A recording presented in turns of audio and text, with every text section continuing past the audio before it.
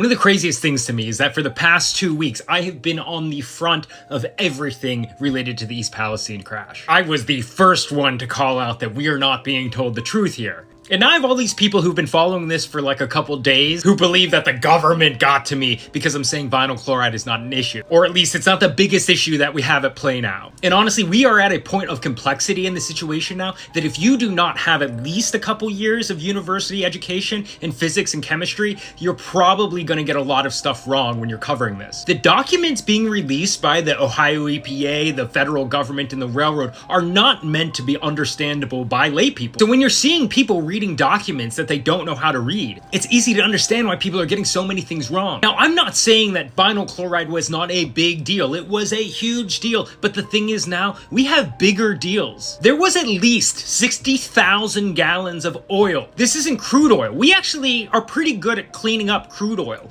This is a refined lubricant product. Most petroleum lubricants have a lot of additives put in them, and they're often proprietary chemicals that have never been studied. This is why I think it's so insane that everyone's so focused on vinyl chloride. Right now, we have zero indication that vinyl chloride is a present issue. We have zero indication that hydrogen chloride and phosgene are a present issue. We don't have any indication that dioxins are not a present issue.